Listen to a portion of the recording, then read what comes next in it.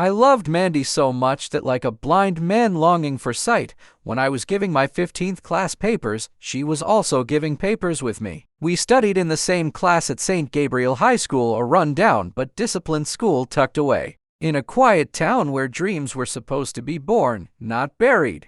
I was the smartest boy in the class, and Mandy knew that. Maybe that's why she was jealous of me, or maybe she just hated the way I always answered before anyone else. Teachers praised me, classmates whispered about me, and Mandy just stared at me from the corner of the room like she was measuring something I could never quite understand. But I loved her, from the way she tucked her hair behind her ears when she solved a math problem, to the way she scribbled poems in the margins of her notebook, unaware that I used to sneak glances just to read them. There was one she once wrote that I never forgot. He walks alone, too bright for my world, yet I wonder if his shadow ever looks for mine. That was enough for me to believe she felt something. She used to roll her eyes when I answered a hard question. "You'll break your own brain someday," she'd say with that twisted little smirk. But one day, during a biology lab, our hands touched while reaching for the same scalpel. That touch, it changed everything. She didn't pull her hand away. We started talking after that. Nothing much at first, a joke, a shared lunch, a book exchanged with notes inside. I still remember the first time she wrote, "You're not that bad." That single line lit up my entire existence. I'd never been in love before. I didn't know what to do with those feelings, so I began writing about her every night in poems, in daydreams, in letters I never sent. I was obsessed, yes, but not the way people use that word to describe something dangerous. It was innocent, pure. I wanted nothing more than to make her smile every day of her life, and for a short time, it worked. We began studying together. She came over to my house under the pretense of group studies, though we both knew it was just the two of us. She smelled like jasmine and old books. We'd laugh, eat chocolate bars, sometimes fall asleep mid-revision. Those were the best days of my life. She even gave me a nickname, Professor, said it suited my serious face. Then came the results. I topped the school. Mandy was 5th. Still excellent, but her face that day didn't show pride. It showed something else. That night, she didn't reply to my messages. The next day, she didn't look at me, and the day after that, she laughed too hard at a joke made by a deal. The second topper, rich, confident, and always surrounded by people. I tried to ignore it. Maybe I was overthinking. Maybe she was just busy. Maybe her parents were strict, but something inside me shifted. 2 weeks later, she texted me out of the blue, "Meet me at the old library after school." My heart almost exploded. I ran, literally ran, sweating, breathless, convinced that finally she would tell me what I'd been aching to hear. She was waiting near the dusty shelves, fingers tracing the spine of a torn poetry book. "I'm leaving," she said, almost too calmly. "Leaving?" I blinked. "Where?" "City school. Better opportunities. My father got me transferred." I felt the world tilt. "But you didn't tell me?" She shrugged, then gave me a soft smile that didn't reach her eyes. "You're smart. You'll understand." Understand what? That she could just walk away? I wanted to scream. Instead, I whispered, "Mandy, I love you." She froze. That was the first time I ever said it aloud, but her next words killed me. "Don't say that. Please, don't." "Why?" "Because it's not real," she said. "You just think." "It is. I know what I feel." "No, you're just addicted to the idea of me," she whispered. "I was never your dream girl. I was just nearby." I went home shattered. My mind rewound every memory, her smile, her nicknames, our laughter. None of it was fake to me, but maybe it had been for her. I didn't sleep that night. I didn't sleep the night after either, and just when I thought I'd finally begin to heal, she returned. A month later, Mandy came back, transferred again, because the city school was too stressful. But this time, something was different. She walked into the class like she owned it, wore lipstick, heels, and perfume I'd never smelled before. And she sat next to a deal. That's when I realized she didn't return for me. Still, my heart was stupid.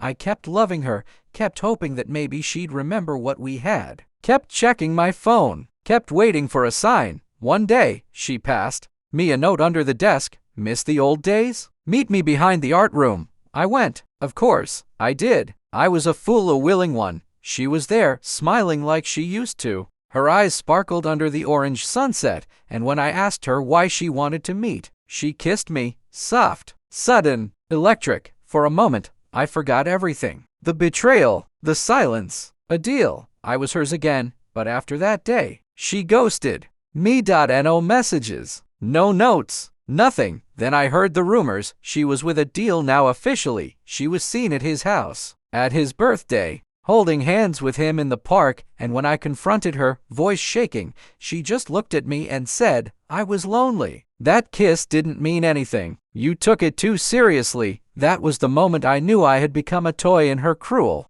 little game. I stopped eating properly after that. My friends noticed. My teachers noticed. Even my mother asked if something was wrong, but what could I tell her? That I gave my heart to a girl who kissed me just to shut me up. That I waited for someone who only needed me when no one else was around. No, I didn't have the words. All I had were pieces of poems I once wrote, memories I couldn't erase, and a bleeding heart that wouldn't stop whispering her name. I thought about transferring schools, about vanishing, about running away to a place where the echo of her laughter wouldn't haunt me in hallways. But then I saw her again. She was laughing with Adele in the school garden, sitting close, showing him something on her phone. Her hand brushed his casually, naturally, like they belonged, and I realized something much worse than betrayal. She was happy, without me. Completely, undeniably happy. They became the couple of school. Everyone talked about them, how perfect they looked, how rich Adele's family was, how beautiful Mandy had become. And there I was, the smart, lonely boy in the corner, staring at a girl who once kissed him behind the art room and said it meant nothing. But then came another twist. One evening, I received a call from an unknown number. I picked up, heart racing, because something in me still hoped it was her. Hey, she said, her voice soft. Can we talk? Why? I replied, trying to sound cold. I don't know who else to call. She sounded broken, different, like something had cracked inside her. I agreed to meet. I was weak. I knew that. We met in the park, far from the school. She looked tired. Her eyeliner was smudged and her hair messy. I made a mistake, she whispered. What kind? I thought Adele cared. But he used me. I didn't know whether to laugh or cry. I warned you, I said. She looked up, eyes glassy. I know, and I'm sorry for everything. Something in me still loved her. God help me, I still did.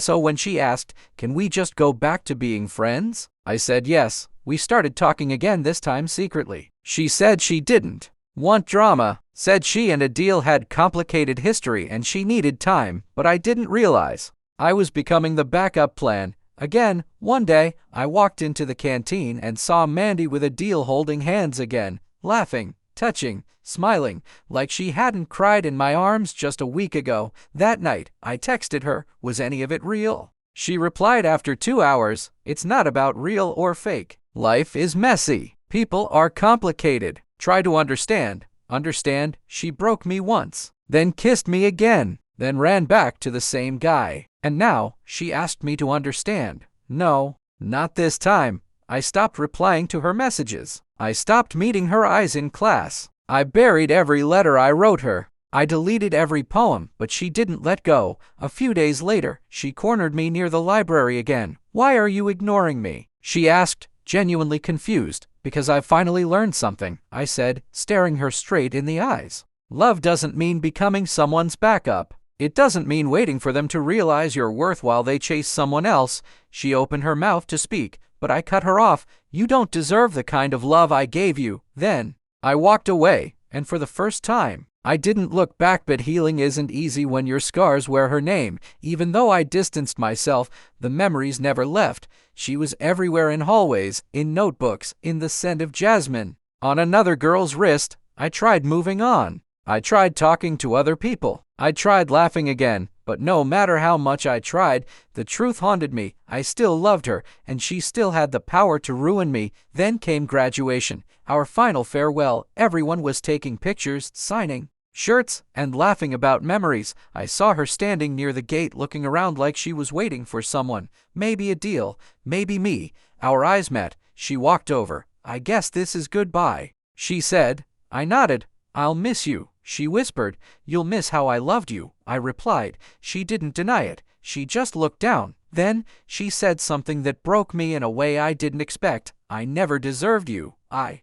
wanted to say, then why did you take me? But I didn't. I just said, "Goodbye, Mandy." Time passed like a thief in the dark, quietly, without warning, stealing all the pieces of who I used to be. 3 years after graduation, I had changed. And no longer the boy with a burning heart. I had become someone else, quieter, harder, maybe even colder. I got into a reputable universe. Mandy, even after all this time, I saw her in strangers' smiles, in the songs I used to love, in half-read poems that I now hated to finish. I never heard from her after that last goodbye at the school gate. Not a message, not a call, nothing. And yet, she lived inside me like a ghost, refusing to leave the room it once owned. I sometimes wondered if she missed me, if she thought about what we had, or if, to her, I was just a mistake neatly folded into the back pocket of her memory. I'd see her Instagram sometimes. Couldn't help it. She looked successful, smiling, hair longer, clothes trendier, and then, one day, I saw it, engaged to Yasoni. Froze. My thumb hovered over the screen for a long time, and even though it had been years, it still stung. That night, I sat on the rooftop of my hostel, chain-smoking for the first time in a year. The stars blinked indifferently above, like they too had seen this story before and were tired of it. I wondered if love ever really dies, or if it just goes silent like a song paused midway, the melody waiting to resume. But my answer came the very next week. It was a Sunday evening. I was on my way back from the city library when I saw someone sitting alone in the back corner of the park, head down, hair covering her face. I knew that silhouette like I knew my own reflection. Mandy. I stopped walking. Part of me wanted to run. Another part wanted to scream. But the part that still loved her stepped closer. She looked up. Time hadn't changed those eyes, but something was different. They looked emptier, faded. She blinked at me, unsure at first, and then softly said, "Professor," my old nickname. From a life I thought I'd buried, we sat on the same bench for an hour, saying almost nothing. Just silence between two ghosts of who we used to be. Eventually, she spoke. "I left a deal." I said nothing. "He cheated multiple times." Still, I stayed quiet. She laughed, bitter and broken. "Funny, isn't it? The same boy I chose over you ended up destroying me." I looked at her. "No, what's funny is that I still care." She looked at me, eyes wide, unsure whether to smile or cry. "I don't deserve your kindness." "No, you don't." We walked through the park like we used to walk through school corridors. She told me everything. How a deal had grown possessive, cold, controlling. How he would shower her with gifts and then disappear for days. How she once found out he had been texting her best friend behind her back. "I thought I was winning," she whispered. "But I was just losing differently." I didn't tell her I had already known. Mutual friends, stories, rumors. The universe had its own way of balancing things, but even then I didn't feel happy. I felt nothing. Maybe that was worse. We began talking again, not like lovers, not even like close friends, more like survivors of a shared war. She called sometimes. I responded when I could. We met twice again, once at a coffee shop, once near the lake. Each time, she looked more fragile than before, and then she vanished again. A month passed. 2. No texts, no calls, and then one rainy night, my phone buzzed at 12 a.m. Unknown number. "Hello," I mumbled. A soft voice answered. "Is this Professor?" It wasn't Mandy. It was her younger sister, and what she said next cracked my chest wide open. "Mandy's in the hospital. She had overdosed sleeping pills. They found her barely breathing, slumped over her kitchen table. She had left no note, just a crumpled old notebook filled with poems and a photograph of our class, her fingers circling one face, mine. I rushed to the hospital. She was unconscious, pale, a shell of herself. Machines beeped in the background. Nurses whispered. Her sister sat in the corner, eyes red. "I don't know why she did it," she said, "but your name was on her lips when they found her." I sat beside Mandy's bed, trembling. She looked so small, so broken. I wanted to scream at her for being weak. I wanted to hold her for still remembering me. I wanted her to wake up and tell me everything she never said, but she didn't. Not that night. 3 days later, she woke up, and the first thing she said was, "Why are you here?" Tears welled in my eyes. "Because I never stopped loving you." She turned her head away. "I don't deserve to be loved by you." "You never did," I replied. "But love isn't about deserving. It's about choosing." She began to cry. I held her hand gently, without expectations. In the days that followed, I visited her often. We didn't talk much, just sat, sometimes shared old memories, sometimes just silence. One evening, she said, "I ruined you, didn't I?" I nodded. "But you also made me, made you. You taught me what love shouldn't be. And because of that, I know now what it must be." She smiled faintly, like a tired soul finally breathing. We never got back together. It wasn't one of those stories. She needed healing, and I needed peace, but we both forgave each other quietly, without drama, and sometimes that's the only closure we get. 2 years later, the hospital visit stopped when Mandy moved to another city for treatment. She said she needed distance, said she wanted to rebuild herself piece by piece, away from the ruins of everything that once was. I understood, and I didn't stop her. We said goodbye, not with promises or plans, just with a long look, a quiet moment, and a soft "take care." It felt like the closing chapter of a book neither of us finished reading. I never saw her again, not in person. She sent a few messages, that first-year updates about her therapy, her writing, her cat named Hope. But over time, even those stopped, and I didn't chase. Sometimes, love is learning to let go of the hand you once swore you'd never release. Sometimes, love is silence. Now, as I sit in my apartment, looking out at the gray sky, rain tracing the glass, I feel her memory like a quiet song still humming inside my chest. There are days I almost forget her. Almost, but then I see a girl in a bookstore brushing her hair like Mandy used to. Or I hear a song we once heard during exam nights, and she's back, not in reality, but in feeling. And it's in those moments, when memory hurts just enough to make me write, that I realize I still owe her one last letter, not to send, just to say, "To Mandy, I don't know where you are now. Maybe somewhere where the sky's a little clearer. Maybe still hiding beneath the weight of what could have been. Or maybe, just maybe, you've finally found peace. I hope so. You deserve peace, even if you never knew how to give it. I want to tell you something I never could back then. I forgive you, not because what you did didn't hurt, but because holding onto the pain only kept me tied to a version of myself that I no longer want to be. You taught me heartbreak, but more than that, you taught me strength. Do you remember the boy you used to call Professor? The one who stuttered when you smiled and wrote poems about your eyes? He's gone. In his place stands someone who learned the hardest way possible that love isn't always fair, or mutual, or even kind, but it is real, because what I felt for you was real, even when you left, even when you lied, even when you kissed me just to forget someone else. What I felt never needed to be returned, to be valid, and that's the hardest lesson I ever learned.